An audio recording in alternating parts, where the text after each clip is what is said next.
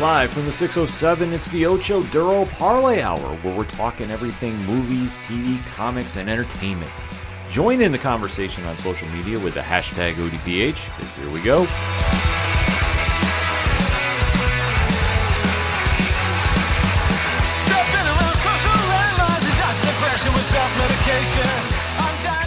Welcome to an all-new edition of the ODPH podcast, better known as the Ocho Duro Parlay Hour. What is happening, everybody? Thank you so much for joining us this week. My name is Ken M. Joining me in the studio, as always, you know him. He's the co-host. His name is Padawan J. Well, let me talk to you. Yeah, and boy, do we have a lot of Marvel talk this week. Oh, yeah, we do. It's a huge week for the Marvel Cinematic Universe. So let us deep dive into what is happening there, but we definitely want to keep that conversation going after the show. So, Pat, where does everybody go to? ODPHpodcast.com. Right on. You swing on over to the website, sign up on all the social media accounts to keep that talk going. Everything has been updated. All the new accounts we can get on are there. So if you want to interact with us on Facebook, Twitter /X, Instagram, TikTok, we're there. And we like talking with everybody after the show, too, about what we have discussed on the show. That's how it works.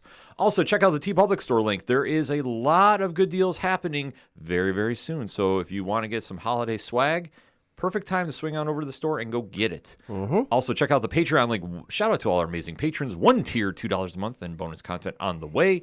The blog section where we have a great review up, spoiler-free, of the first, or the season 2 of Invincible on Prime Video. Yeah. So if you want to check out that spoiler-free, you go right on over there along with comic reviews. Got a lot of them this week.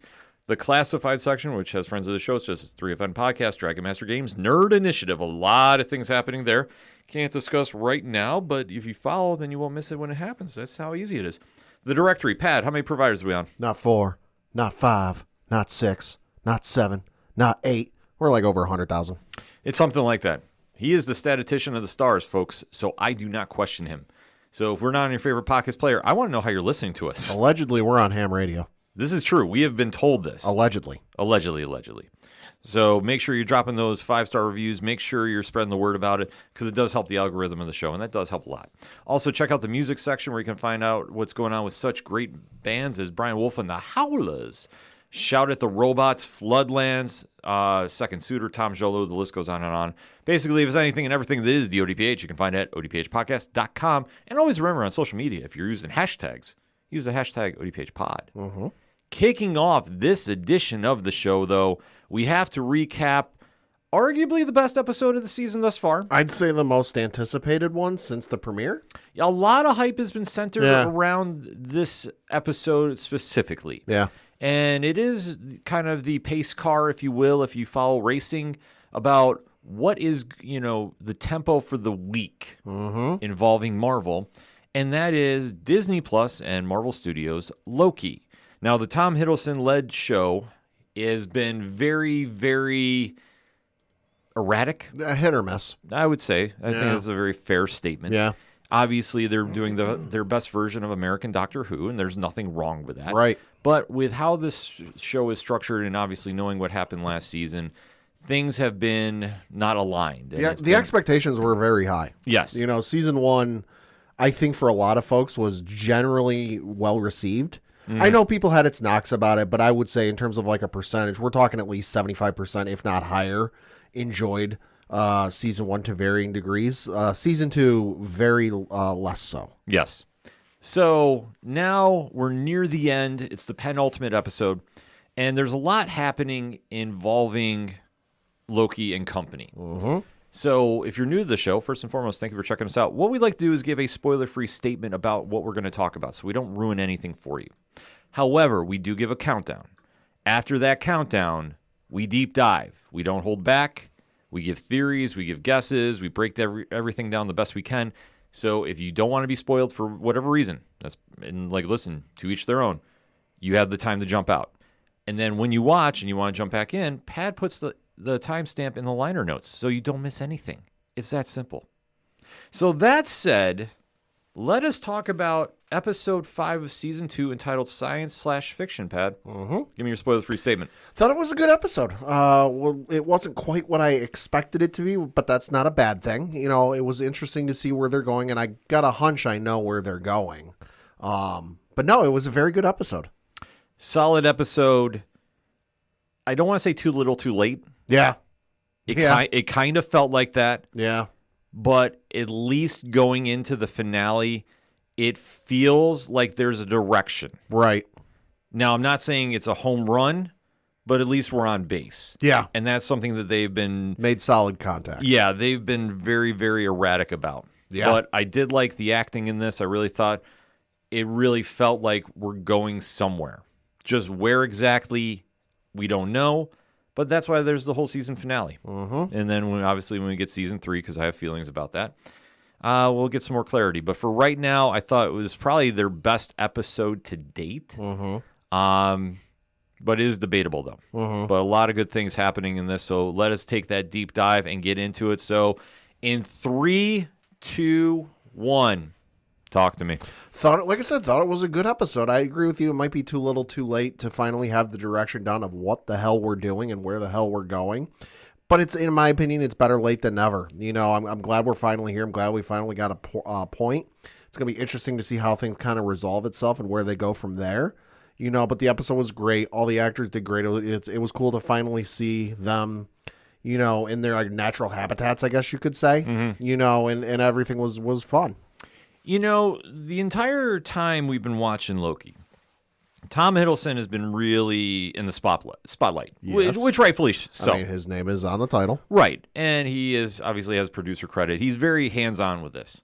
But I really felt like this episode, we saw the supporting cast really step up. Yeah. And really get that time to shine. Like Ki-Hu Kwan, we've talked about him as OB throughout the series. I think he's been the breakout star of season 2.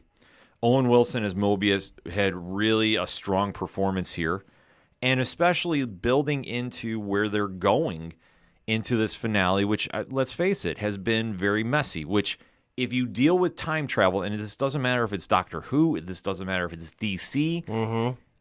it's always tricky to pull off consistently. Because there's like 900 rules for time travel. Mm-hmm. You know, the other stuff, you know, vampires and, you know, zombies and what have you. There's some variations, but by and large, there's the same set of rules. Time travel depends on what franchise you're in, what point in the franchise you're in, and who you're talking to. Exactly. And especially with how things were set up with Jonathan Majors, Kang, being freed at the end of season 1. Mm-hmm. Now, the only time we've seen him thus far, obviously a lot of other reasons for that. Yeah. Concerning the strike, which is still happening. Yeah. It's been very tricky to really see his impact, but this is the show that we are all waiting to see how it's playing out. And like his character, he's conquering the timelines. He's making his impact felt. He's trying to. Well, it's something with Kang that has always been a very interesting plot point to his character. Mm-hmm. However, he's not one of my favorite characters. Sure. But it's just, there's a lot with him that if he's done well, he's great. Oh, yeah. But when he's not, and it's just kind of like you get to a certain point in the story and you're kind of like shrugging the shoulders, like, where do we go from here? That's where I think he falls off. And I think, unfortunately, more times than not, that's what happens. However, recently he's been really on point since they've made him a focal figure in the MCU. Mm-hmm. And Jonathan Majors has done great in his performance of him. But as we jump in here with this entire season, Loki has been trying to fix the mess because he's a time-placed character. Mm-hmm. If that even makes sense. But that's, you know, what we like to say as reasons. But this is where he's been trying to fix the timeline. They thought they had a great way to do this. Obviously, using OB's help to go back in time to find a variant of Kang, which was Victor Timely. Everything thought it would be reset because he had the DNA structure to go in there and be the one of He Who Remains. Did not work out as well as it did. And as we ended last season, or last episode, I should say, Mm-hmm. everybody got wiped away because Timely spaghettified, Mm-hmm. as the term is going around the internet. Yeah. So it was all for nothing. Everything blew up. Timeline was wiped out. Yep. We jump in here. We see that Tom Hiddleston has survived, but nobody else is around him. All by myself. And the TVA is no more. Well, I mean, it's physically there, but in terms of like anybody working there, no. No. So it's a lot of Tom Hiddleston's character of trying to figure out what's going on. Mm-hmm.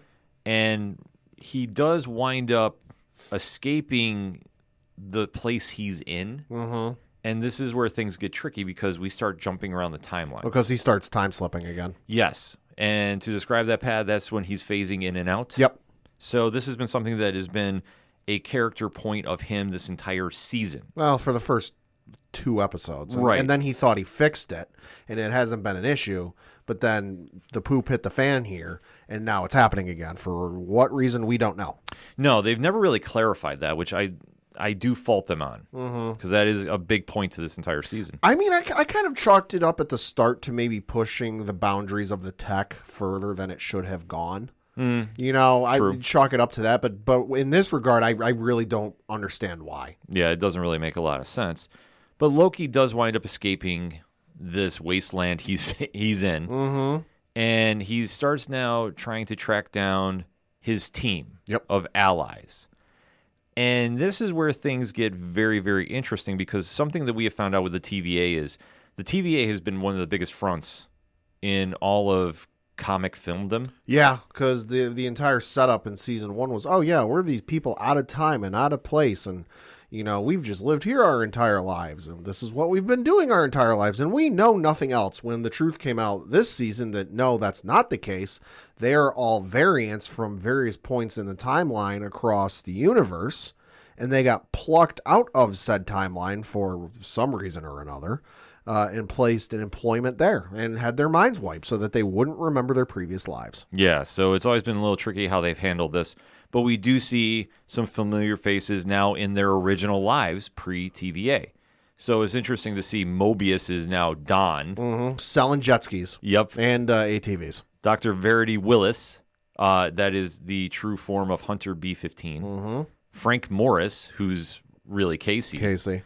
And then OB, who is Dr. A.D. Doug. Yep. And he's the only one who has a sense of what the hell's going on because why? He's a science fiction writer. Yep. So when Loki is presenting his case to him, he goes, no, yeah, that makes sense. It does make sense, which, I don't fault that. No, and I get it for time-saving purposes. Exactly. And plus it plays into OB's character, too. Yeah. Like I say, he is the true breakout star of this season. And we need more OB in the MCU after the show. I agree. 100%. Just putting that out there. 100%. So he does get the help, and Doug comes up with an idea about getting the band back together, so to speak. Because he's saying, okay, if we get everybody back to the explosion, it should affect the aura and just reset itself. Yep. To put it in a very simpler term than they did. Instead of spending a half hour, yeah. Yeah, which, listen, simpler the better when it's involving time travel. Yep. No faults here. And, of course, OB is starting to connect to his future self, if you will. Like I say, this is where things... It's all a circle. Yeah. So he is building a temp pad. Which is using some leftover TVA tech. Very rough. Yes. Not 100% perfect. Yeah, but this is all Loki could grab at the time. And what it takes, because he meets, Loki meets up with OB, or AD, whatever you want to call him. We'll say OB so it doesn't confuse. And he tells him what's going on, and he believes him, and he starts building the stuff, and then Loki time slips out of there like mid-explanation, or 3/4 of the way through the explanation, ends up someplace else. OB then tracks him down with the rebuilt temp pad, and Loki looks at OB and goes, wow, that was really quick. And OB, without missing a beat, looks at him and goes, well, I don't know if you'd necessarily count 18 months as quick. And then he starts to say, yeah, I lost my job, my wife left me, and this is all I've been doing for 18 months. Yeah. I mean, it's something with time travel that it's a very played out joke, but it still works. Yep. Because time moves differently for everybody once you start traveling. It's a weird thing, but it works, though. So Loki does wind up getting the band back together, except Sylvie. Yep. Because Sylvie, at this point, has retained all her past. Well, she plays possum and acts like she has no idea what he's going on about. But then, the truth comes out. She's like, all right, I can't keep doing this. Yeah. I know what's going on. So this is where they have a very good standoff. Mm-hmm. And Sylvie finally gets Loki to confess something, which it's interesting to see how this plays out as his character has developed. Mm-hmm. Because a lot of the season, he's been an anti-hero. Yep. I know that's the terminology I know a lot of people don't like, but it's true how they've written him because he hasn't been a villain Per se. but he's not a typical superhero. He's had flashes of villainy. You know, look at the episode this season where he tortured the one guy. Mm-hmm. Love that episode. But, Yeah. but that's who he is. Yeah. Every time you've seen Loki done where he's working with heroes, he walks a very fine line. Mm-hmm. And I think that now seeing this interaction, I mean, and great dialogue too, back and forth. Yeah. Loki finally just fesses up that he can't handle being alone. I mean, because you think about it, and I think he even alludes to this during the episode, that, like, his brother isn't there. His parents are dead. You know, his entire planet was wiped out, you know, and everything else. So it's like he's been through some shit. Yeah.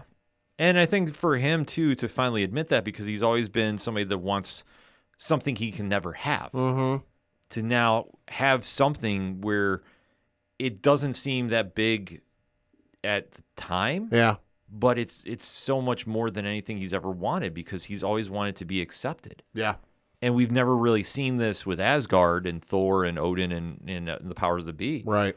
But now he's really grown attached to Mobius and company. Well, and I know that's a plot device that's been used over the course of time, TV shows, movies, where it's like you've got the one guy really acting out or playing the jokester. Mm-hmm. And a lot of times it's a cry for help. Yeah. You know, which I think they're using brilliantly here. Yeah, which, I mean, this works. And, I mean, Hiddleston's acting, he just raises it up another level. Absolutely. So, like I say, it works in this case. Usually I'd be very critical of this, but no, it works. It works fine. And then once Sylvie's timeline starts getting wiped out, she does agree to help Loki. But this is where things also get a little out of control. Yeah. Because the timeline is not waiting for them. Nope. They don't care. The energy wave that has been sweeping through since the temporal loom is now starting to catch up to the other timelines. Yep. So we see other people starting to disappear again. And Loki does figure out a way to stop his time splitting enough to get down to business. Yeah, he's figured out to control it to a point. And how does he figure that out, Pat? He figures it out by focusing on a specific person, and he ends up there. Yeah.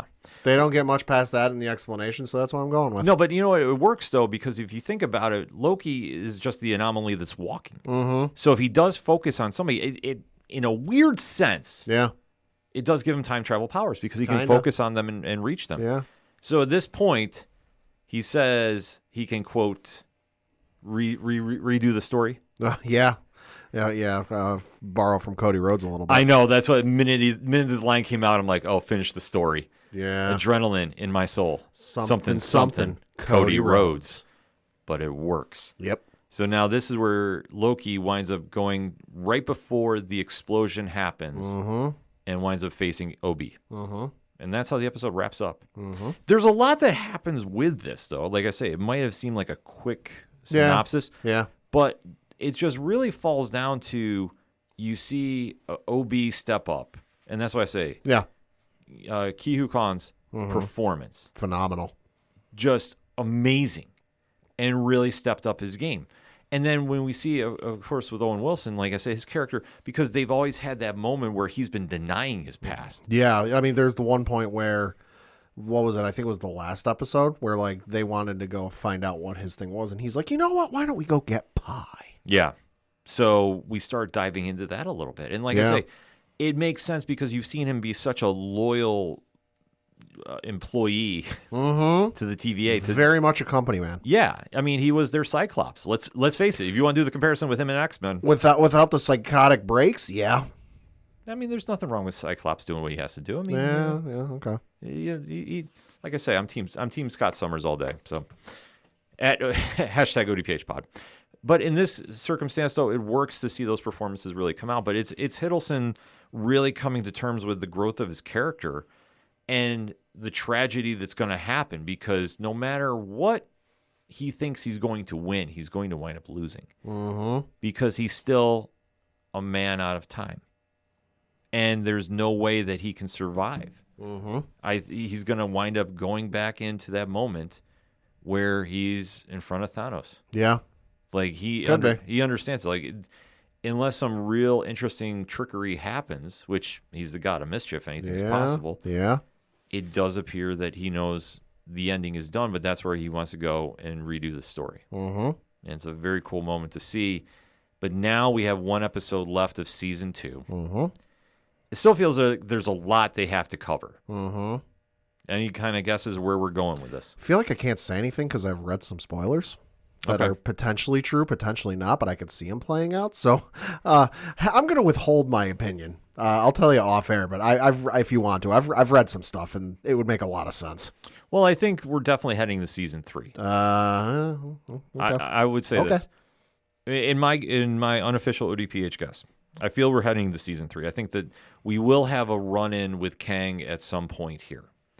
And I think that's where the cliffhanger is going to be. Mm-hmm. I think that where they go for the next part of this season next year is going to be interesting because I can't see him doing something noble and like sacrificing himself and making Sylvie the new goddess of mischief. I mean, listen, Loki tries to be a good guy. He ain't that much of a good guy. Right, exactly. Like that's why I say like there's no noble way he's going out. Right. It'll be some like he'll double cross somebody. Yep. Is where I'm going with this. That's why I say like it would make sense if they wanted to have Sylvie be the new Loki because she's still in the timeline. Could be. But I don't think they're going to do that. I think Loki will do a double cross and set her up. Mm-hmm. And then obviously with Kang involved, I think that's where a lot of double crossing will happen too. Mm-hmm. So like I say, there's a lot they'll be excited about, but I think we're ending with a cliffhanger. Oh, yeah. I don't think we're ending with just a clean cut finale. No. And then I think we're going to get a bonus scene of some sort. Oh, that's probably a safe bet. Yeah. Maybe Fantastic Four. I wouldn't go that far. Well, let's say maybe Baxter Building. Like that's something. But like I say, I don't want to know because I want to watch like everybody else. I want to get up on Thursday and be like, yep, here we go, and let the magic happen, as the kids say. But in the meantime, though, final thoughts on the episode before we sign it off? Fantastic episode. Excited to see where things go for the final episode this season. And from there, boy, are we in for a ride. Strong performances really carried this. I'm excited to see where we go, but I think there's still just so much left on the table. I don't think we're done at episode 6. Mm-hmm. Just where we wind up heading to is anybody's guess, but I think for this episode, one of the strongest ones they've done, and arguably the best one of the season. So that being said, hit us up on that hashtag ODPHpod. What is your thoughts about quote-unquote science/fiction, episode 5 of season 2 of Loki on Disney+. Let's have the discussion, shall we? We're going to take a quick break. We'll be right back. Hello, Internet. It's that time of year again. We at the Game Vault Podcast will be raising money for the Children's Hospital of Philadelphia. Yes, that's right. It is the Game Vault Podcast 8th annual charity live stream. This year, our main marathon will be split over 2 Saturdays. Our first 12-hour block will be in person on Saturday, November 11th, and the second block will be taking place virtually on Saturday, November 18th. We will be playing all types of games from many different genres, including Immortality, the Jackbox Party Pack, and Call of Duty, as well as some extra life classics such as Halo, Mario Kart, and a WWE game or two. Both streams are tentatively scheduled to begin at 9 a.m. Eastern and will broadcast on our Twitch channel, twitch.tv/GameVaultPod. We look forward to you joining us and helping us raise money for the kids. Coming back for another segment on this edition of the ODPH podcast, and we were given some more Marvel Cinematic television news. Yeah, busy week for them. Very, very busy week, and we have been finally given a trailer that has been causing a little bit of buzz ever since we saw this character debut live action on Hawkeye, and that is the character of Echo. Yes. So if anybody's not familiar, Echo has a long history in comics, debuting in 1999 in the Daredevil series. Right. And has really gone on some very different directions post-Daredevil. One I don't want to spoil just in case they do it for the MCU television show. Okay. But a very interesting character nevertheless. Alkaya Cox is playing her. And we now know that there's going to be the spinoff show. And obviously with the fallout from Hawkeye, this is going to kind of tie into the new direction of where things are going with the MCU, but it's also a Marvel Spotlight show. Yes. So, Pat, do you want to break this down a little bit? Yeah, so Marvel unveiled this in an article on their own website a couple of days ago. It was published on the 4th of November, where they were talking about, unveiling Echo at Choctaw Day celebration. They streamed the first 2 episodes of the show at this celebration. So one of the things that was mentioned in this article towards the end is it does say, quote, Echo will be the first series under the Marvel Spotlight banner. And head of streaming Brad Winderbaum said of the decision to launch the new banner with Echo, quote, Marvel Spotlight gives us a platform to bring more grounded, character-driven stories to the screen. And in the case of Echo, focusing on street-level stakes over larger MCU continuity. Just like comic fans didn't need to read Avengers or Fantastic Four to enjoy a Ghost Rider Spotlight comic, our audience doesn't need to have seen other Marvel series to understand what's happening in Maya's story, close quote. So what it basically means is if you are a casual Marvel fan or even a light Marvel fan, you see a movie here or there because the character interests you or there's somebody in the cast that interests you, but you don't necessarily want to watch it, or you're just looking for something new to watch, but you don't want all the baggage added of like, how many Marvel movies are there now? Like 20 something? It's insane. Plus you've got all the TV. You don't want to spend, a month and a half or however long it is watching all the movies, watching all the shows, watching all the shorts, watching all this, all that. Like if you just want something new to watch and something kind of comic book based that you can just dive right in, not know a thing about and not have had to watch anything, Echo's for you.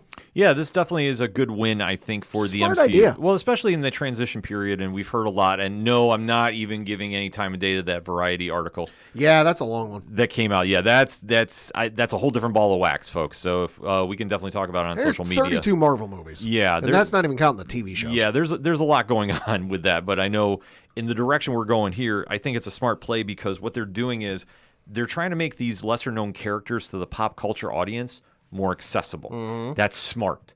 That is what they should be doing because for anybody that's really complaining about how some series are not as popular, so to speak, right, it's because they don't have that built-in fan base. Echo has always been a side character, never really a lead one, but she is a very, very interesting one that has ties to a lot of very big teams and big characters in the MCU. So this is a big win to get her, a show centered around her. And what we're going to be doing now is breaking down the trailer that came out. Yeah. So we are going to be talking spoilers. So we are just going to give you the countdown and go from there. So, Pat, that being said, in 3, 2, 1, let's talk about it. The trailer, I got to say, looks very interesting just because, admittedly, I know of Daredevil, I know of Kingpin, and I know of their, kind of side characters, I guess you could say, from the Netflix series and from the movie in 2003 with Ben Affleck, and a little bit of video games. They popped up in some video games here and there, but in terms of Echo, I really hadn't heard or read about her up until she appeared in Hawkeye. So I was interested, I was intrigued, and when they announced they were going to be doing an Echo show, I'm like, hey, you know what? I'm all for this, As much as I love, the massive global spanning films like Captain America and Iron Man and the Universal epics like Thor and Guardians of the Galaxy, it's nice sometimes to just kind of have this self-contained, you know what, there's a problem, we got to solve it, there's something we got to take care of, but doesn't necessarily involve the end of the world. Nah, sometimes you just need to stop a bank robber. And so I feel like Echo is going to be on that level where, like, is the world going to be at stake? Is she going to have to rise above the threat and above the challenge and whatever comes her way and save the world or foil the plot of the bad guy? Probably not to a certain degree. And that's going to be a nice change. I loved how this is set up because what this reminds me of is the Marvel Knights imprint. And it's been a while since comic readers have heard that one. If anybody needs just a quick synopsis, in the late 90s, early 2K era, Marvel decided to do a little bit of dabbling into the mature readers line, so to speak. Okay. It's more the equivalent nowadays to DC Black Label. And when they came out with this, Daredevil was one of the comics under it. Black Panther was under that banner. Punisher, I believe, was under that banner in a very, very different story. Right. And Inhumans, which I will say this on record, I think it's one of the best Inhuman stories you're going to read where they are leads. So keep that in mind. They also dabbled a little bit. This is kind of where it kind of rolled into the Max line, which Punisher is very well known for. Right. And I know Spider-Man actually had a Marvel Knights imprint for a little bit. Okay. So it's more of the mature reader's content. And especially if you're going to do the street-level superheroes, that is the Spider-Mans, the Luke Cage, the Iron Fist, basically the Netflix universe. Mm-hmm. This is a great way to put that stamp on it and make your own version under the Disney banner. Mm-hmm. And I think what we had here, they did a really good job explaining it because of, how Alec Cox is connected to Vincent D'Onofrio's Wilson Fisk. Mm-hmm. And we did see, obviously, the Kingpin is still alive. Oh, yeah. Anybody that really thought that he was going to be killed off in Hawkeye, you're sadly mistaken. I think the MCU has big plans for Vincent D'Onofrio. Oh, yeah. And seeing how the rest of the show is kind of going in, they are definitely trying to make the Kingpin endearing. Yeah, which is weird. Yeah, it's kind of... He's not an endearing person. No, he's not, because, let's just get into the trailer breakdown. As we start out, we see a very young Echo leaving school. Uh-huh. And she's trying to get some ice cream from a vendor. Yep. And obviously, with her being hearing impaired, she's trying to communicate with the vendor. Yeah, she was telling him, hey, basically, I want some ice cream. But the vendor, being a real jerk, just starts like closing his hands and, in that talking hand motion you might have done at some point in your life, and mouthing slowly to her so she can understand him. And he's saying, I can't understand you. All the while, Fisk is watching from a distance, and he's seeing how the vendor just brushes her off. Yeah. And you all see... the kid wants is some ice cream. Yeah. And you see Fisk get very, very angry about this. And rightfully so, like I say. It's his own kid. Well, yeah, he's very protective of his adopted daughter at this stage. That I don't know if they're going to kind of go into that route. I would imagine they'll dabble in it. They'll kind of allude to some stuff. You might get a couple of flashbacks, but will we get an entire episode of a fleshed out backstory? Probably not. No, but it's somebody that he obviously takes under his wing. So maybe not fully adopted as the legal sense, but he is her protector. Right. And as we see, Fisk is beating the holy snot out of this guy. And he is wearing a beautifully pristine, probably fresh out the dry cleaner's white suit. Yeah. That looks all sorts of dressed up. He's got like a black undershirt or black something there, a black tie, because he's got the vest and it looks like he's got so he's got the white suit jacket. Yeah, he's got the white vest and he's got a black shirt underneath, dress shirt underneath all of that, white pants, black shoes. And as he's beating like you said, to borrow your use of the phrase, the holy snot out of this guy, he goes to pick him up, and you then start to see the entire front of his suit is covered in specks of blood. Yeah, his white suit is the iconic suit that we've seen him in the comics from the Stan Lee era. Yep. So it's awesome to see it come back into fold here, and you're seeing how he's telling Maya, a.k.a. Echo, at the young age, don't be afraid. Don't be afraid. So they do flash forward to when Maya is older, and we do see that she is fighting somebody. So now at this stage, she is an enforcer, we're assuming. It's in a skating rink of all places. Yeah, so she's now doing work for the Kingpin. The scene then cuts to a gravesite. Yep. So we're seeing her stand over, and then they're showing also a car accident happening as well, too. Is it me? And I realize I might be having to dig back in your memory a little bit. Or does it, because I'm paused on right where the shot of the graveyard is, or the graveyard is. Does it look like the same graveyard from the first Spider-Man movie? Probably. It looks like the same graveyard. I mean, I think they've used this scene a couple times. Could be. Like, I think, because if I'm not mistaken, they also used it when Punisher was on Daredevil. So it does have that symbolism. Like, I think it's just you see that shot in a lot of movies. I'm not even talking the same shot. I'm talking the same physical location. No, that's what I mean. Like, they use the same place. Okay. No, but I agree with you. It does look very familiar, very it looks a lot like the same graveyard from the Spider-Man 1 with Tobey Maguire. Though, it's a lot of the same symbolism, though. Yeah. Like I say, it's the lighting is very, very similar. Yeah. Who knows? I mean, maybe it is. Could be. We'll have to wait and see. But then we kind of fast forward to where we see Echo is getting off of her motorcycle, and we do see that she has lost a leg and now has a prosthetic replacement. And we are seeing her kind of it looks like she's hiding from somebody as some people are coming out of a warehouse. Well, and it looks like she's trying to like suppress her feelings or something, because Fisk is like the monologuing, or not the monologuing, the voiceover of Fisk, because you don't actually see him saying this, but you hear Fisk talking about like, oh, so much rage, and you just can't contain it. Mm-hmm.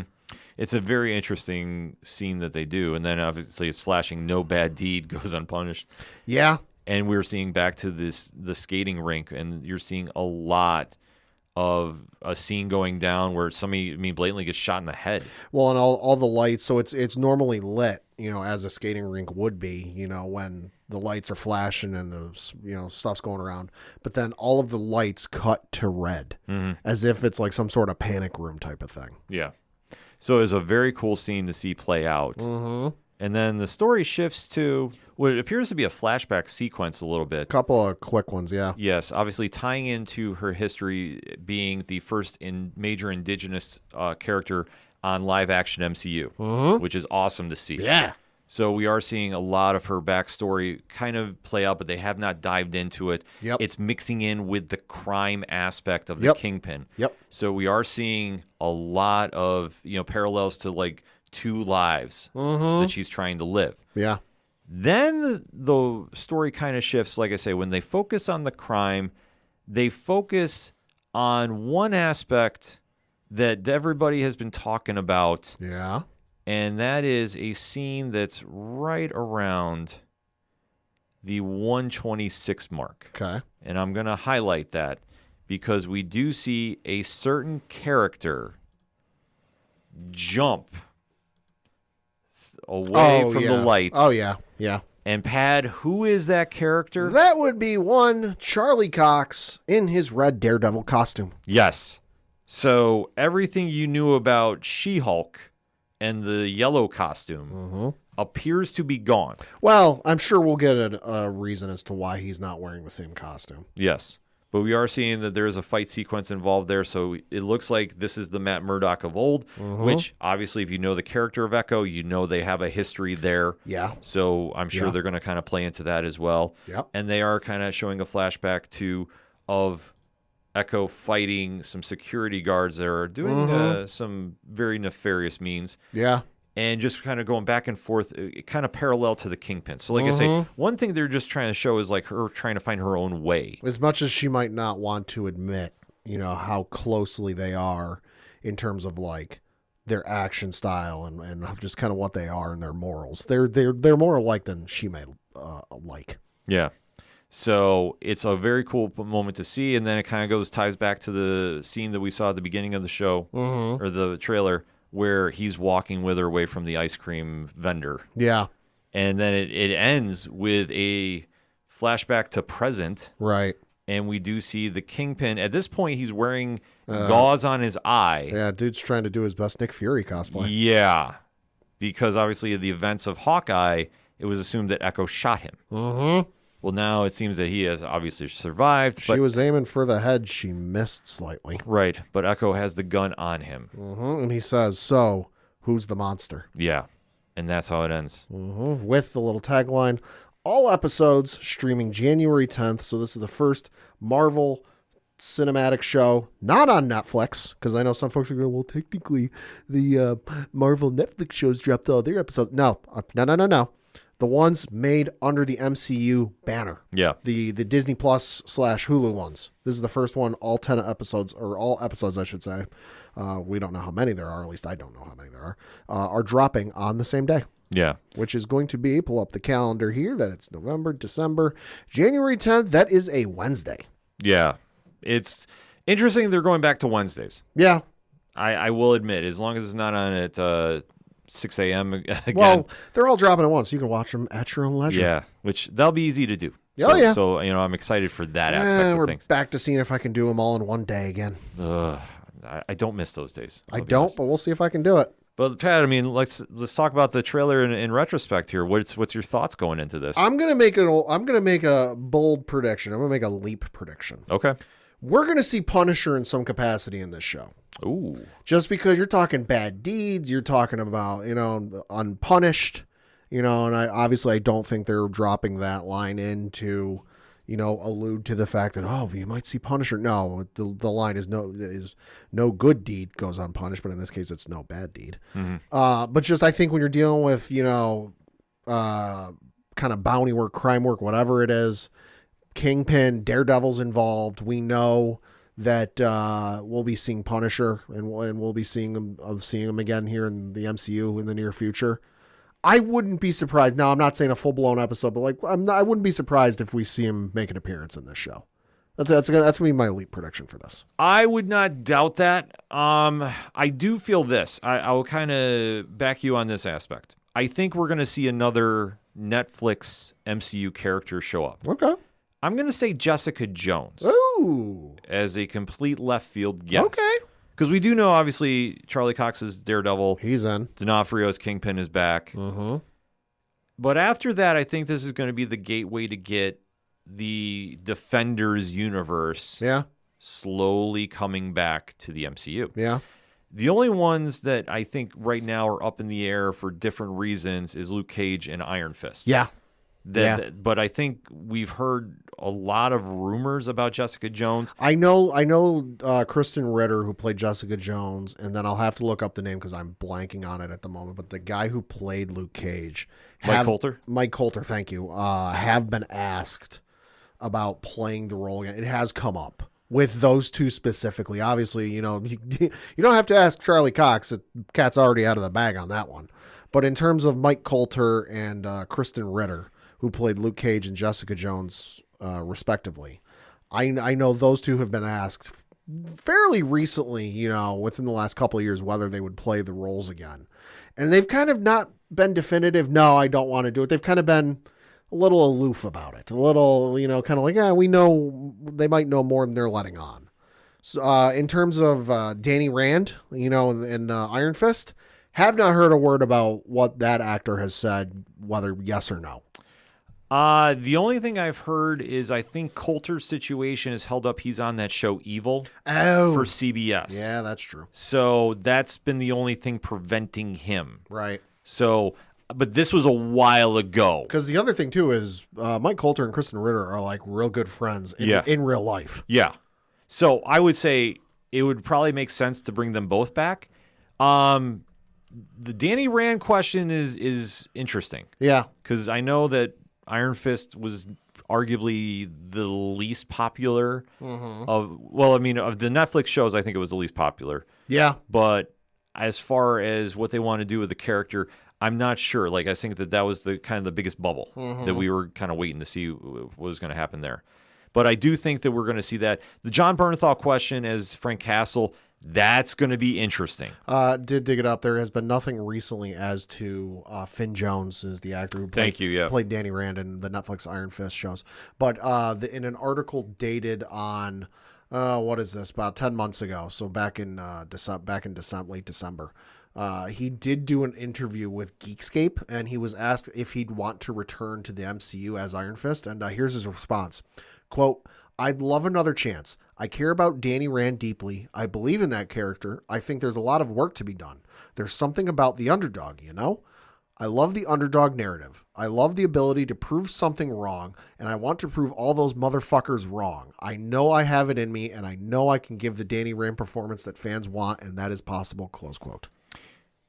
I believe him, and like I say, if he came back, I wouldn't be mad. No. The problem with... the writing was terrible. Well, that's the biggest problem we have with Iron Fist. This is just my opinion as a comic reader. Outside of him being paired with Luke Cage and Heroes for Hire situation, there's only been one series, in my opinion, that has nailed it perfectly, and that was the Matt Fraction one. So, and that's where they were going with at the end of season 2 of Iron Fist. Right. So, the fact we never got that, I am always disappointed about it, but it's tricky to write him as a lead. Right. Iron Fist has always been a good side character. Yeah. So if you compare him with Luke Cage and do Heroes for Hire, you're going to have a win there. It's just a matter of you want to do that. But that's the thing with the MCU, we don't know. Like I say, there's just a lot of X factors involving the Netflix characters coming over. Like I think if we were going to do percentage-wise, sure, I think Kristen Ritter as Jessica Jones is a 75%. That's a fairly good lock, I would say. Yeah, I would say that's probably the most safe bet of her returning. Mm-hmm. And these are all separate out of 100%, so I want to kind of clarify. Sure. John Bernthal is a 50-50. It's not because of him. He's willing to do it, but he has gone on record and said the story has to be right. Yeah, which with Frank Castle and what they've done in the comics lately, right? And we'll talk about this at the end of the show too. I don't know if they would want to try doing a different version of the Punisher, right? But it's nothing against Bernthal's performance. He's amazing as Frank Castle, but it depends on what story they want to do. Sure. Mike Coulter, I think, is tied up with the contract. That's a messy situation. That's where I'm going with it. So I'll say him. As of right now, I'll throw a 40% chance. Sure. But like I say, it depends on the deal with the contract. That's to my knowledge and just the stuff I've heard. Quick check on IMDb. It looks like that show is still going because, admittedly, I don't watch it. Right, I don't watch it either. I don't watch it. They did a panel at one of the cons lately. The last episode that released was season 3, episode 10, The Demon of the End, which was released on Sunday, August 14th of 2022. So it's been over a year, and now when you go to IMDb, there is a season 4 tab, and there is 9 episodes listed under season 4.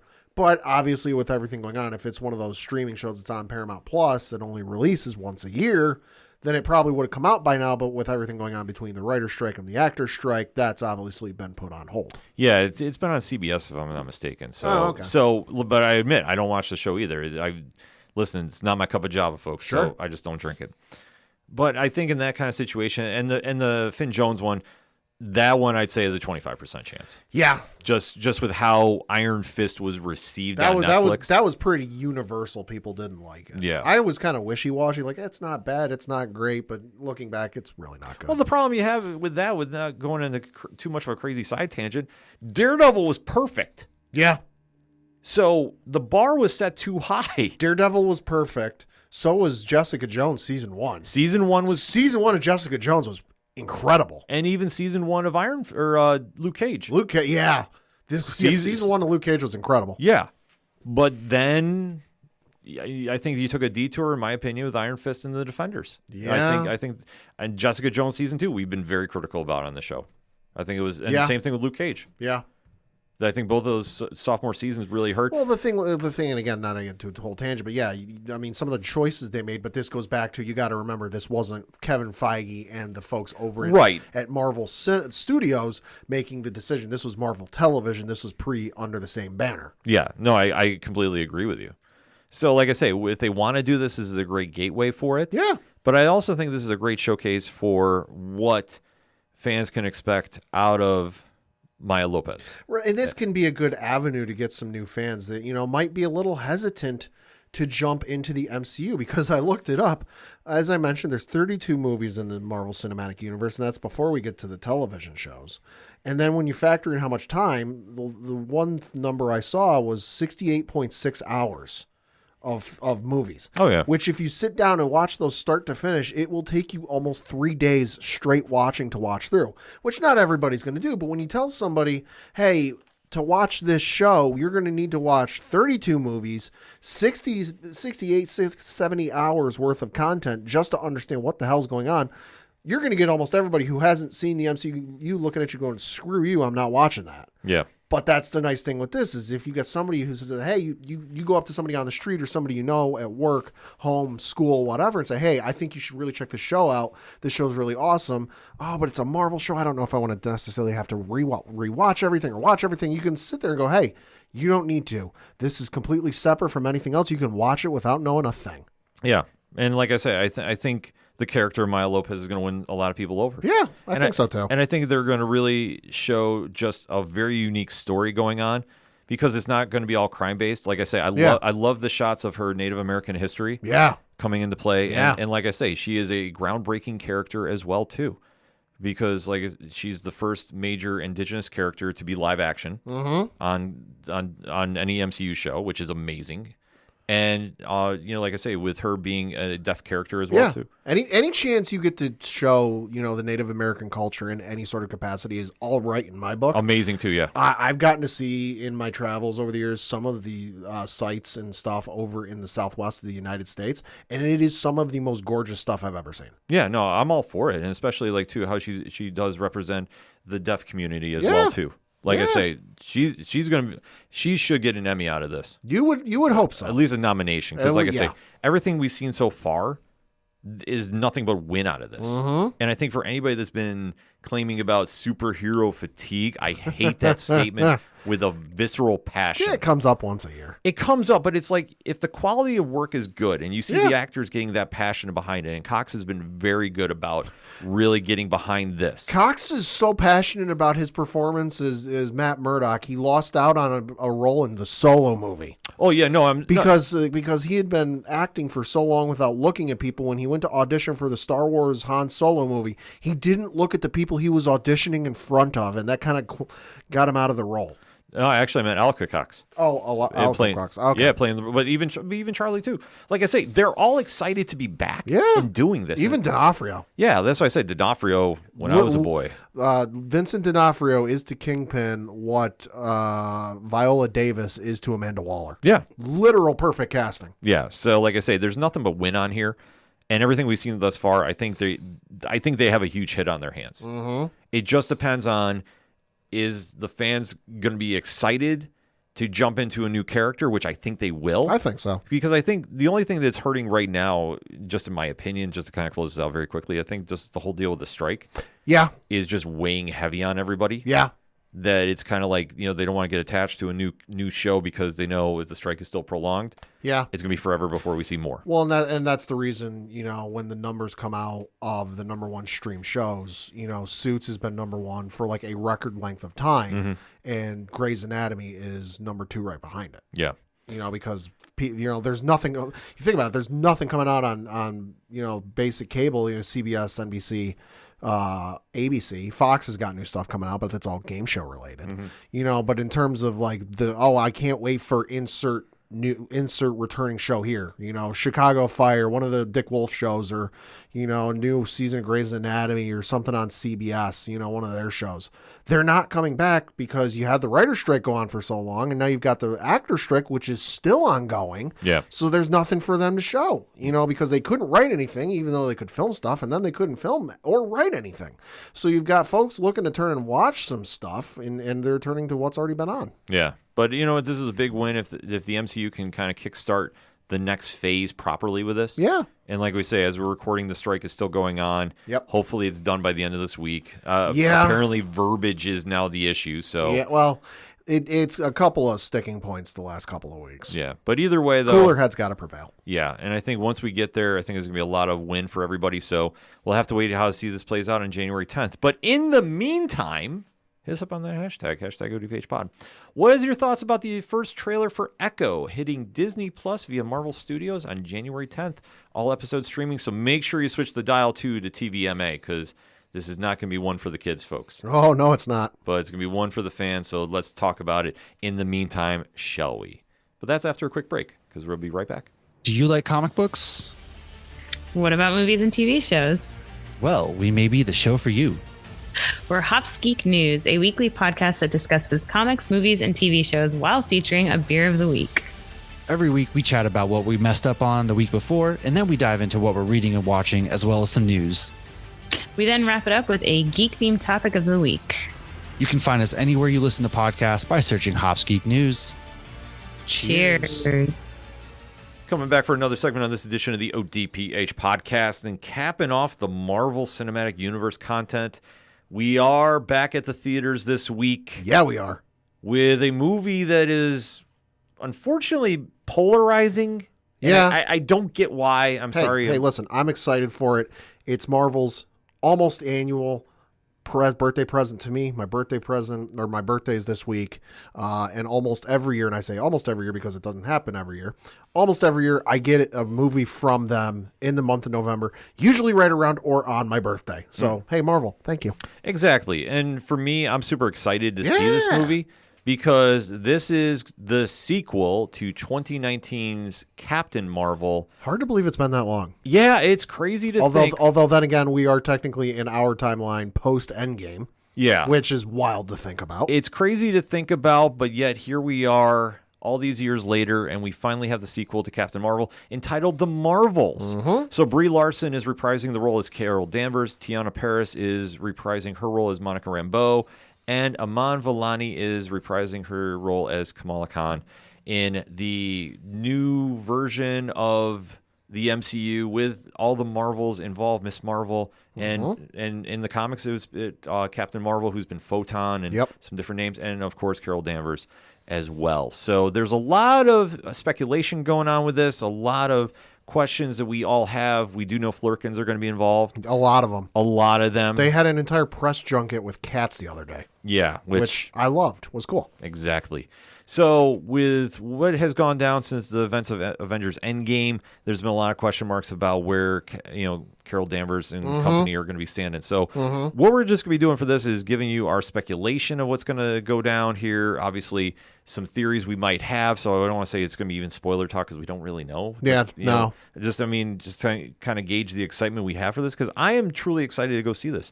I think that Captain Marvel has been a really good movie. Yeah, no, I agree. I think Monica Rambeau has been such a great character to add to the MCU. Tiana Paris has been doing great whenever we've been able to see her on screen. And Aman Vellani has really won everybody over as Kamala Khan. Yeah. And obviously, with what happened at the end of the Miss Marvel TV show, that allegedly she might be a mutant after all, which in the comics has now happened. It's occurred. It's really happened. It's going to be interesting to see the dynamic of everybody getting together to fight this new threat, because we really don't have a lot of details about who we're going to be seeing as the antagonist here. The only thing we know of is they released a trailer, today. It's the final trailer, and whoever it is they're facing, it appears that all three of their powers, so all three being Carol, Monica Rambeau, and Kamala Khan, their powers enhance this person. Yeah. Or basically like it doesn't affect them. Well, I mean, that's the whole thing with the power set involved, because it's cosmic, it's Kree, it's you can deal with any of the Kree Skrull war that has been going on for eons in the comics. Usually where Carol shows up, Krees and Skrulls are not far behind. Right. And in this situation, I think we're going to see some of that play out. I think so, yeah. I mean, I'm not exactly sure to what degree, but I think we're going to definitely see something happen here. There'll probably be a mention of like a Kree Skrull war. Marvel likes to drop it in the comics every couple of issues. Well, if anybody's not familiar with that, that was a very big storyline in the 70s for Marvel. And it was one that the Avengers were featured very prominently in, and it's one that really made an impact for its time. I know they did Operation Galactic Storm years later. I'm sorry, in my opinion, missed the mark. It's just my deal on that. Sure. But I think if they want to try doing a version of the Kree Skrull War in this kind of capacity, I think this is not a bad idea to try doing with Captain Marvel. And obviously, to see how it ties in with everybody else, I think is going to be fun to see, because one thing that we have been seeing as MCU fans is the cosmic stuff can work with the pop culture audience. Yeah. Prime example, Guardians of the Galaxy. Yeah. So if it's done well, it will work. And I think this one is going to be one that definitely stands out for that distinction as well. Not saying it's going to open the door and we're going to see a lot more. I mean, we have heard for, it seems like forever, Nova is coming. Yeah. Silver Surfer now with the rights back to Marvel. That has been another one that's had a lot of actors tagged to it. And to see where we go now in the post-Guardians era, I think it's great to see a cosmic story play out. And especially if you're going to tie into one that's very classic with the Avengers line, I think it's a big win. Because now you're in a whole new phase.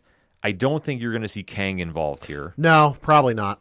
I just don't see that playing out. But I could see, however, they want to set the stage for the new Avengers to begin here. I think this, we won't necessarily see stuff for the multiverse aspect of things in this, but whatever they want to do down the road, I think they might start to plant some seeds here, and they're not immediately going to grow into blossoming trees immediately. But, if like you said, the Kree Skrull War, big story in the 70s, if they want to do a Captain Marvel 3 movie and they want to do that is the storyline for the third one and her involvement with stopping that, preventing that, helping one side, helping the other side, whatever they want to do with it.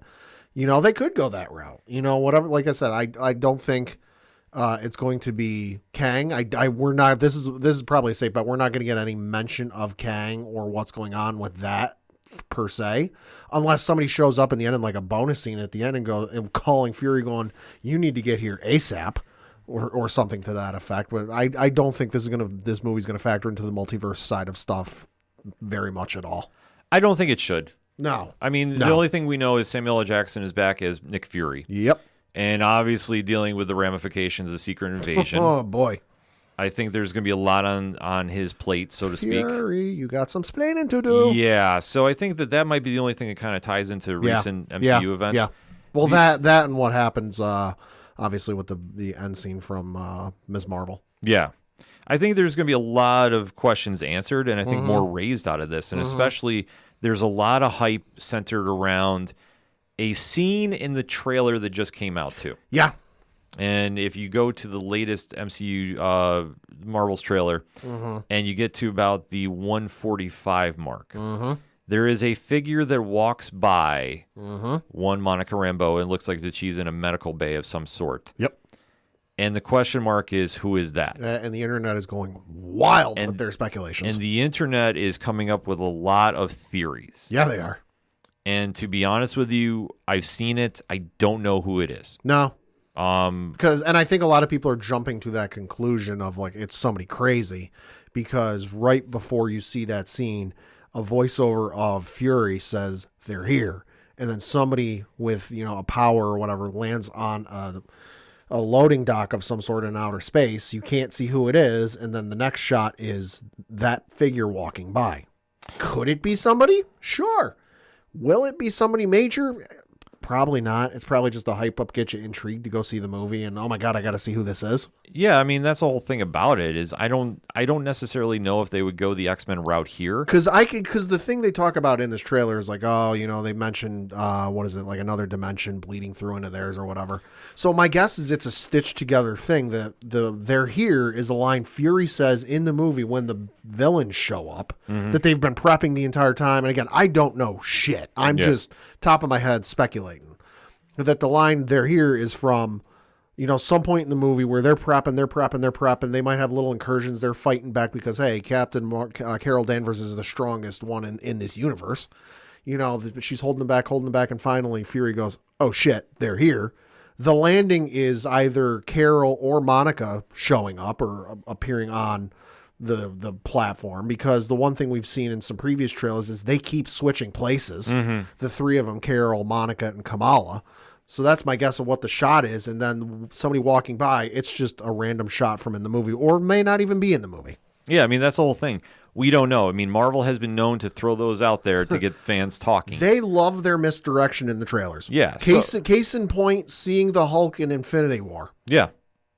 So, I mean, anything is spectacle about or speculation about this. Yeah. I mean, that's the one. It's fun, but it's fun. Don't get yourself so hyped up that you're going to see something and then, get in the movie fully expecting it and then go get all pissy that you didn't see it. Yeah, I mean, I think the only thing that's for certain here is we're going to get a bonus scene. Oh, yeah, that's a guarantee. And there is a lot of hype about seeing a familiar face come back. That's the only thing I've heard. Now, to what degree? Okay. I don't know. I mean, this could be anybody from a show that we haven't seen in a while. Like, is it possible maybe Black Bolt? Maybe. Oh, wow. That would be a hell of a surprise. Because I'll throw this out there. Wow. Because here is why. I never thought we'd see that franchise again. I would say if you want to do the speculation talk here, we do know that Marvel's Secret Wars is allegedly the last film that is on the slate for Phase 5. That we know of, yeah. Correct. Obviously, if you know the comic written by Jonathan Hickman, Secret Wars, we deal with the Illuminati. Right. We have had speculation since Doctor Strange Multiverse of Madness about the Illuminati showing up in the MCU. Right. We do know that if you want to do Space Odyssey, there is some stories with Black Bolt involved. Uh-huh. and I could see that character showing up. So I dug it up. Marvel.com/movies is where I am sourcing this from. So obviously we've got The Marvels, which is releasing November 10th, 2023. After that, and these are the dates they have on their own website. So if you're listening to this in the future and that's not the right date, sue me. It's what we have as of recording time. Timestamp when we print this episode or publish this episode. Yeah. So after that is the Untitled Deadpool movie, which is slated for May 3rd of next year. After that, you've got Captain America: Brave New World, which is slated for July 26th of next year. Then you've got Thunderbolts, which is slated for December of next year. After that, we're into 2025, and you've got Blade in February. Fantastic Four, which is slated for May of 2025. Then you've got Avengers: The Kang Dynasty, slated for May of 2026. And then Avengers Secret Wars, slated for May 7th of 2027. Obviously, there's some holes in there because, they typically don't go back-to-back a year apart with Avengers movies without some stuff in between. But as we know right now, yes, Avengers Secret Wars is the last thing they have announced. So if you got to do that, you got to establish the Illuminati and what it causes. Yeah, you do. Which, they kind of did when you look back at, Doctor Strange 2. Right. But that was also killed off one and done. Yeah, that's true. But at least the idea, the premise is there. Right. So that would be an ultimate throw that we haven't seen the Inhumans in a while. I'm sure they were left for dead. It does make sense. That's what we thought. Well, yeah, but if you think about it with the Space Odyssey part, yeah, it's somebody we haven't. You got to think outside the box with this. Yeah. Could it be? I'll tell you what. If this is the case, the internet's going to explode for 24 hours. If it's Richard Rider, aka Nova, and they introduce him. Then you're going to see a lot of people kind of lose their stuff for a day. Right. It'll be the true comic fans that will. Right. I'm going to go out on a limb. I'm going to say it's Black Bolt. Okay. I'm going to just take a long shot because I think the safe money would be like if it's Reed Richards coming through a time portal. Right. Like maybe the Fantastic Four, because allegedly, and note how I word that, right, casting is done. Looking at also Marvel.com and specifically Marvel.com/teams and groups/Illuminati. According to them, the current lineup of the Illuminati is Doctor Strange, Black Panther, Mr. Fantastic, Beast from the X-Men, Iron Man, and Black Bolt. Yeah. So possible. It's possible. Like I say, it's not going to be Tony Stark.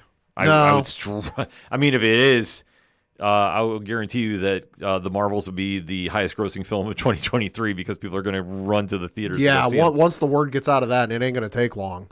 Once the word gets out about that, yeah, there are going to be a lot of people rushing to see it. Yeah, but that's what I think. I think we're going to see a surprise character, and it would make sense. If they want to try doing that aspect, especially with how Black Bolt would make sense. Because just going off of that list of what we know, okay, we know it's not going to be Beast because they haven't introduced the X-Men yet.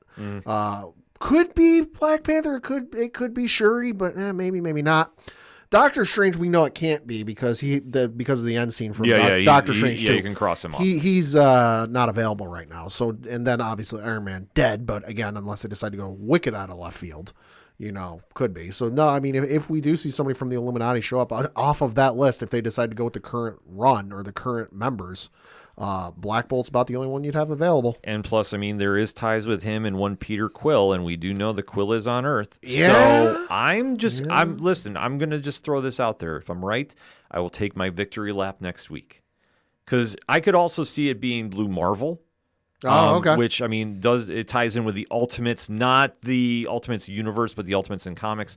Carol Danvers does have ties with that team. So that could be a situation there. Yeah. Like I say, I think we're going to see a big cameo, though, of somebody. Probably. I'm just going to throw the Black Bolt thing out there because I think, like I say, all roads point to Secret Wars. Right. So I wouldn't say we're going to see a mutant, even though it would be crazy if we did. But I'm going to say that's where I'm going to go with this and just have some fans really scratching their heads about this one. Except if you really know the comics and you really see how things are lining up, I think... Yeah. I think we can kind of see where it's going. Yeah. That's just me. Yeah. But overall, I'm excited about this film. No, I am too. You got Teyonah Parris, getting to fully, spread her wings and play. Yes. Monica Rambeau, just because she's been good, but she hasn't gotten that chance to fully spread her wings. She's always been like a side character co-star, in whatever she's been in to this point. Now she's going to be one of the main attractions for this movie. So to see her finally get to spread her wings fully and play the role is going to be awesome. Yeah, I'm super excited to see her and just the back and forth with her and Carol Danvers' character. Boy, that's going to be awkward. I love it. Yeah, Whoa. I'm here for this. I am so here for this. Like I say, I think this is going to be a surprise hit. I think that if you're going in with a negative idea already, like, why? Yeah. Like, Why waste your time? Yeah, I mean, if you really don't like a movie that much, just don't go see it. Yeah. Like, Just wait till it hits streaming. yeah, it's fine. But you don't need to sit there and just sway everybody that's excited about it. Like, be a fan. That's one thing that, over the week, I guess, as we're getting closer to the movie, I'm seeing more and more people get ramped up about it. Mm-hmm. And I'm just like, why? Well, that's the popular thing to do. Yeah, It gets the clicks. Yeah, it's just like at the same time, it's just like, at this day and age, like, we don't need to. Like, if you don't like something, just don't watch it. Yeah. It's that simple. Yeah. And if you're excited about this film, be excited about it. Like, don't let anybody sway you about that. Like, if you want to be excited about something, be excited about it. Like I say, there's a lot of comics out there that I might not exactly gravitate towards, but I see people excited about, and I'm like, yeah, cool. Awesome. Yeah. Same thing with TV, same thing with movies. But that's the whole thing about it, and I think this one is going to be a surprise. I think it's going to be a little more lighthearted than we've seen in the MCU. Mm-hmm. But I think where it leads to, like I say, I'm thinking they're going to be doing their version of the Kree Skrull War. Probably. I wouldn't doubt we see Korvac as a villain at some stage in this. Could be. That's a deep dive if you know your Avengers lore. And I'm going to say, I think the bonus scene is going to be we see Black Bolt show up somewhere doing something. I might go deaf if that happens because people are going to be screaming "what" so loudly. Yeah. That or who is that? Yeah.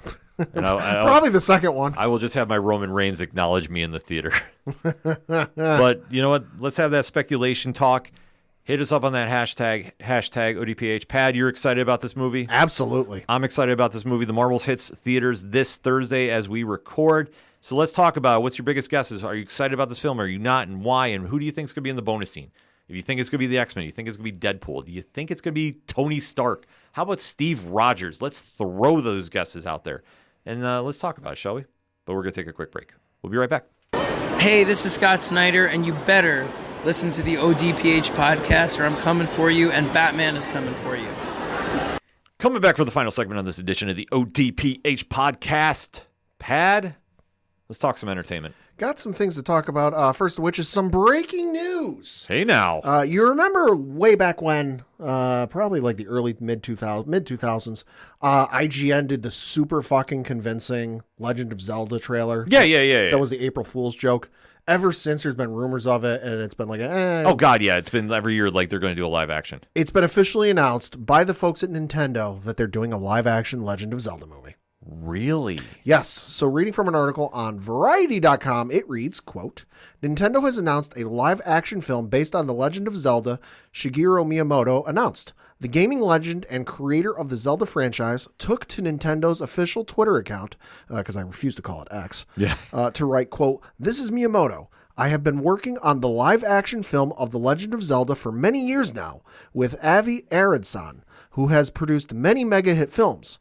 I have asked Avi-san to produce this film with me, and we have now officially started development of the film with Nintendo itself heavily involved in the production. Really? It will take time until its completion, but I hope you look forward to seeing it, close quote.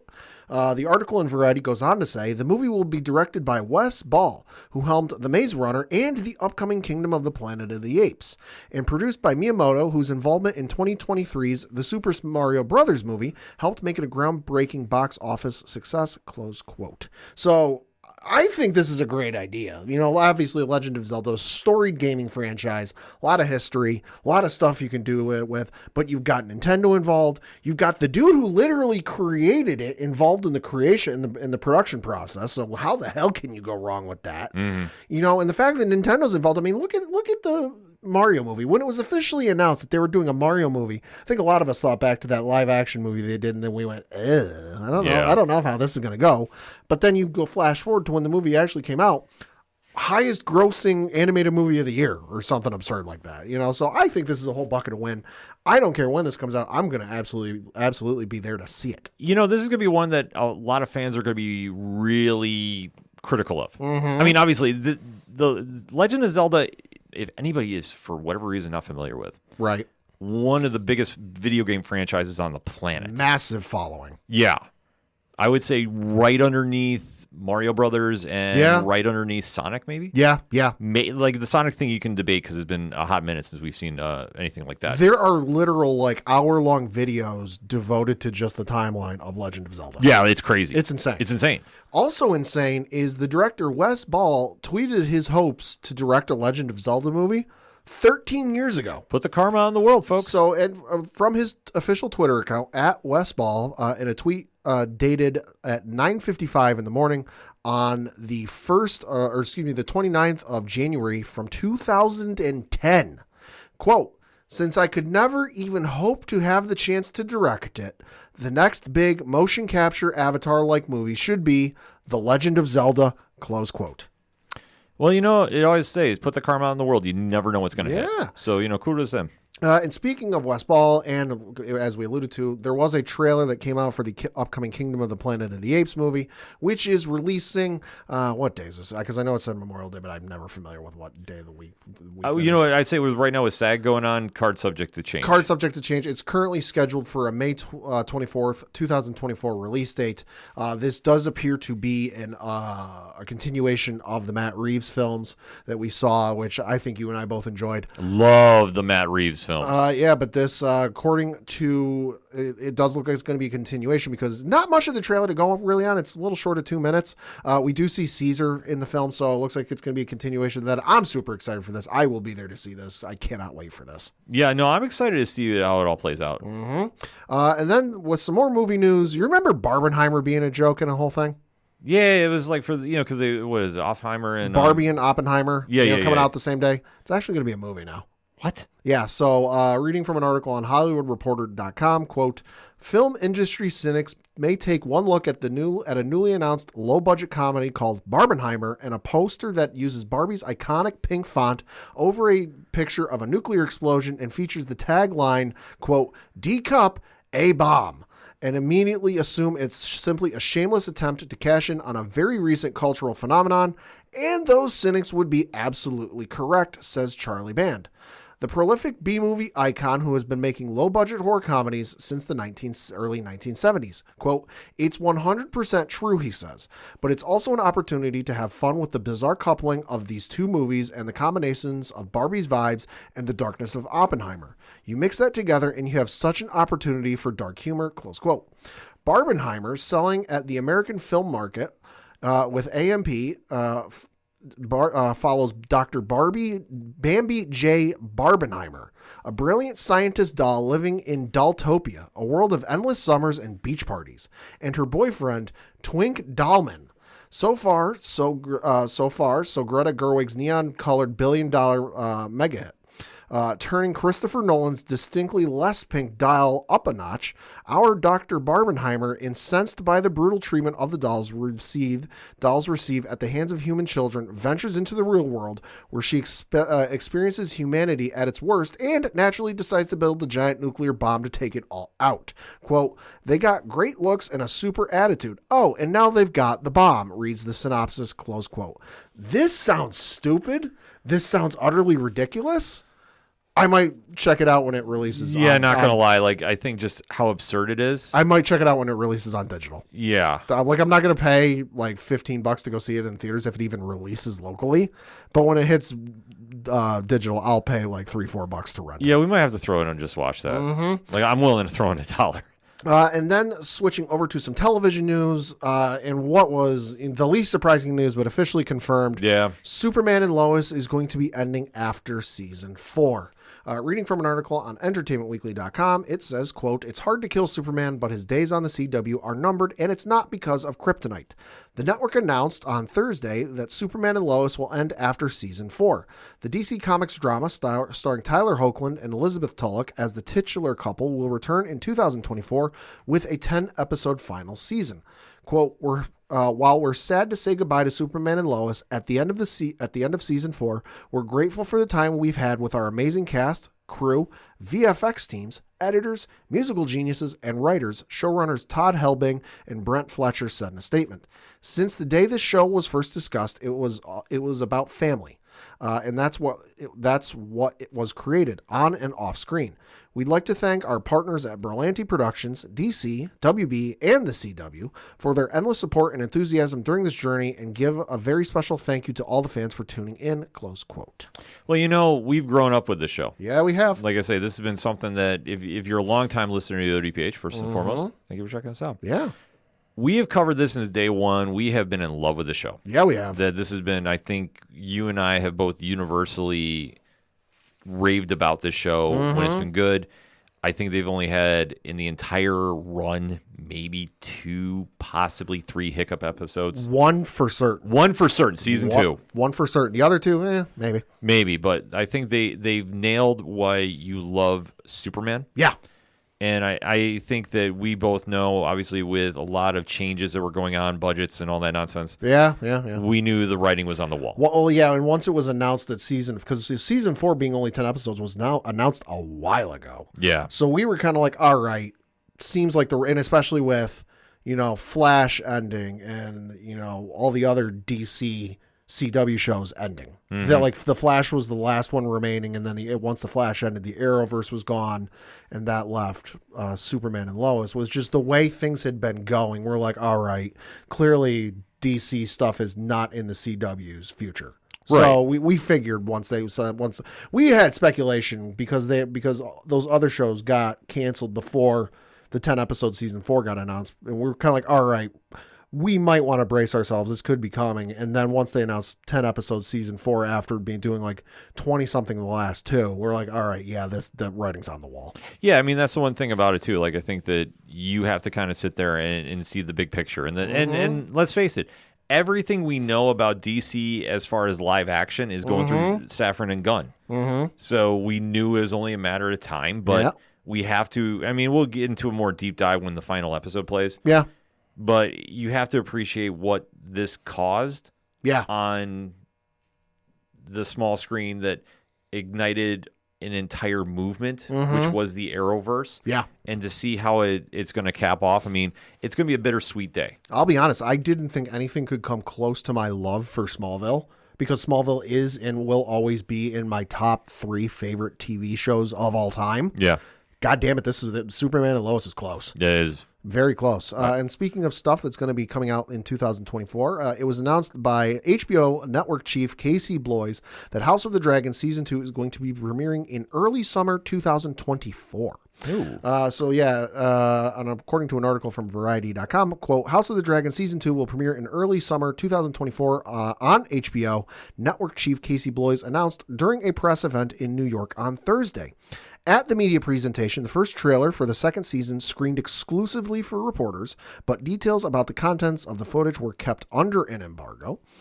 During a Q&A portion of the event, Bloys said he expects that Game of Thrones spinoff A Knight of the Seven Kingdoms, The Hedge Knight, will begin shooting next spring, pending the end of the ongoing SAG-AFTRA strike.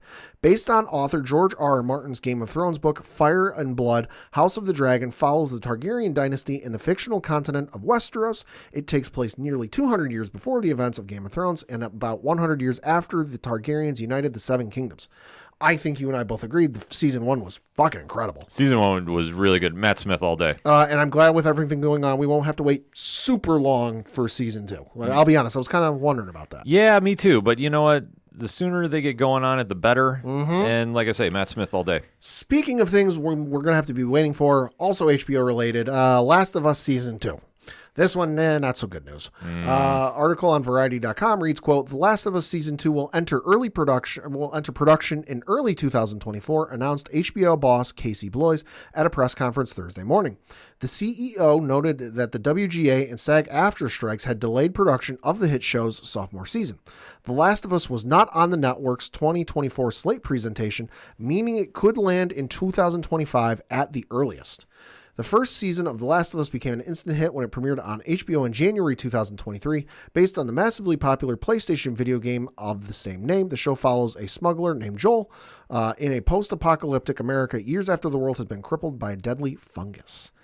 So again, you and I both love this show, and I think for a lot of people, this one not entirely surprising. No, not at all. With everything going on with the strikes, figured this one would be well, but it's nice to get some confirmation. And lastly, and certainly not leastly, with the streaming news, well, we know what's happening to Hulu. And that is Disney is going to be buying it for at least $8.6 billion. Jeez. So reading from an article on, you guessed it, Variety.com, the article reads, quote, Disney is on the cusp of becoming the 100% owner of Hulu. The media conglomerate announced that it expects to pay $8.61 billion to Comcast to acquire the cable operator's 33% stake in Hulu following Comcast's November 1st exercise of its right under the put/call arrangement between the two companies. Disney owns the other 2/3 stake in Hulu. Quote, the acquisition of Comcast's stake in Hulu at fair market value will further Disney's streaming objectives, Disney said in a statement Wednesday. Under the terms of the sale agreement, by December 1st, Disney said it anticipates that it will pay Comcast approximately $8.61 billion, representing NBC Universal's 1/3 stake of the $27.5 billion guaranteed floor value for Hulu that was set when the companies entered into their agreement in 2019, minus the anticipated outstanding capital call contributions payable by NBCU to Disney of approximately $567 million. Close quote. So I'm not much going to change on this. I expected the only thing I would expect is anything that's on Hulu that is NBC Universal, Peacock. They're gone. It's going to be gone, and it's going to be exclusively on Peacock. As for what Disney does with Hulu, I wouldn't expect too much to change.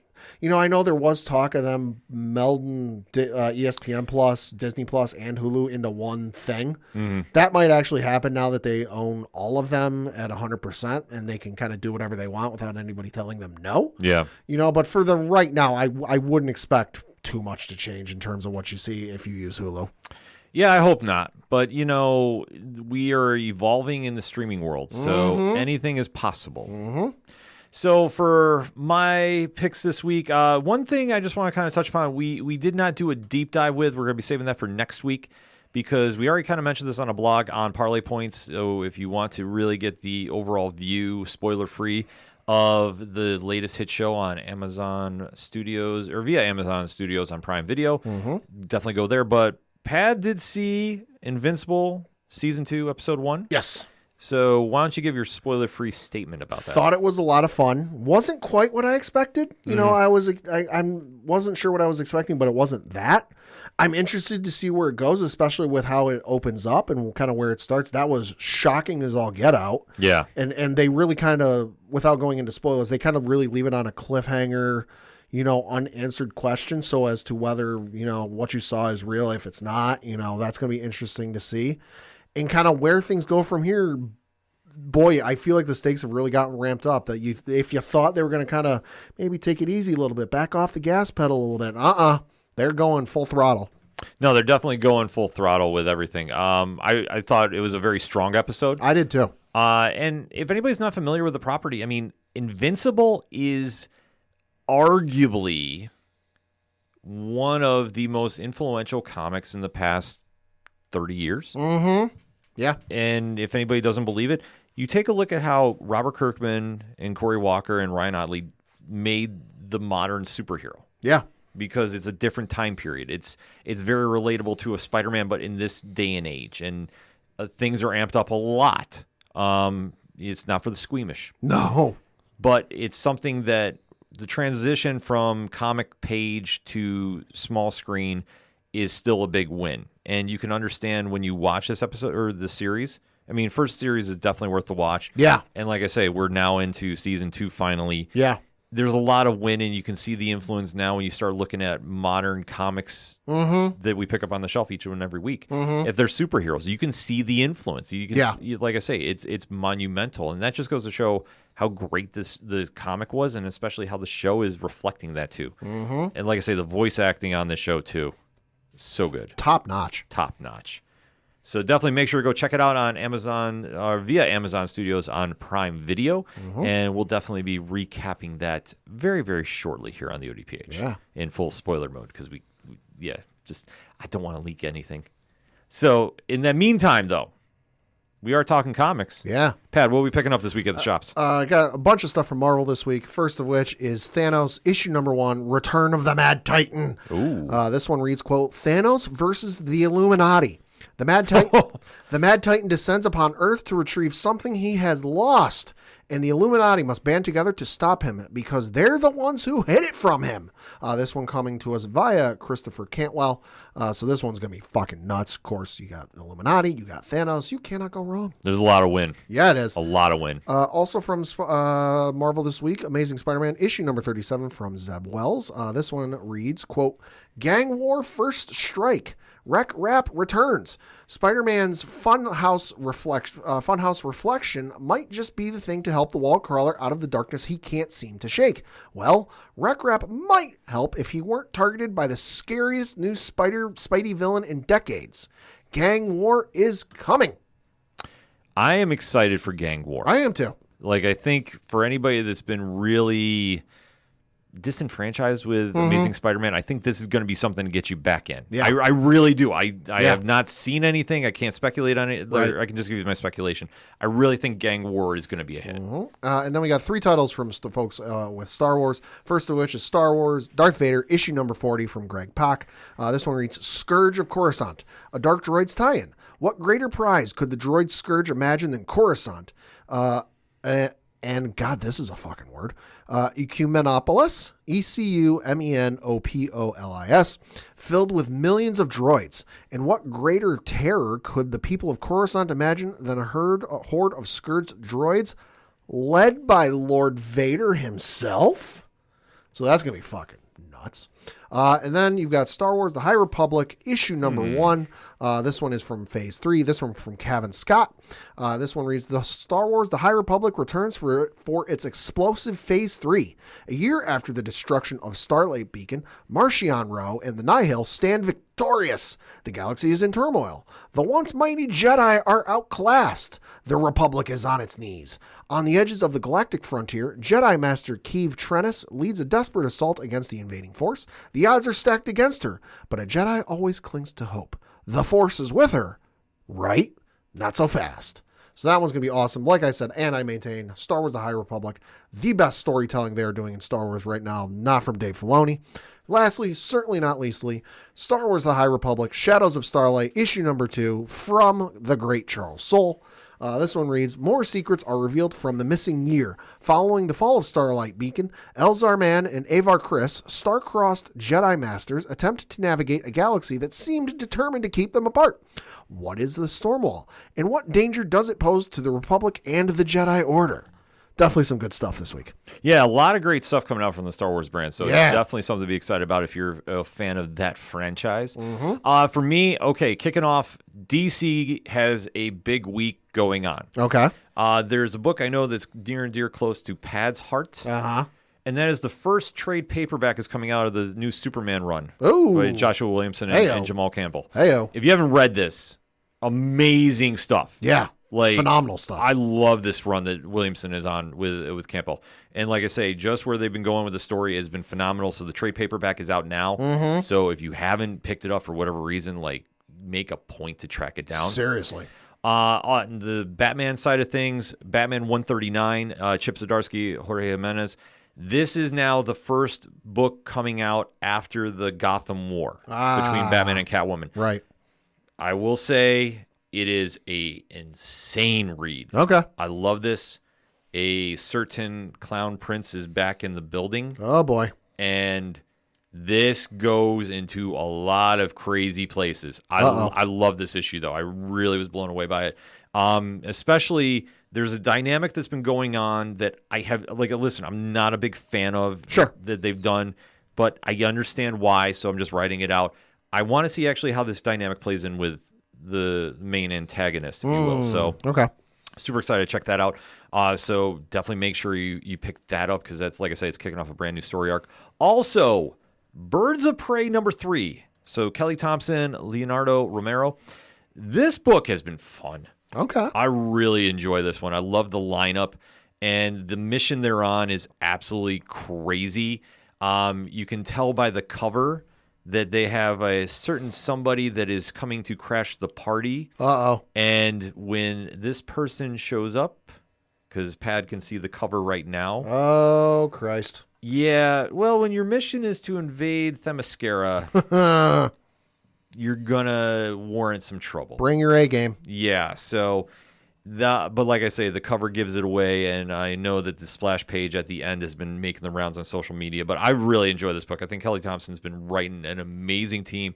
I love the work that she's been putting in with Zealot, who a lot of fans might not know, but I know from the Wildcat days. Oh, okay. And also Harley Quinn has been such a great read in this team and the dynamic that is going on here. So I really enjoy what she's been bringing to the table in mix with everybody else.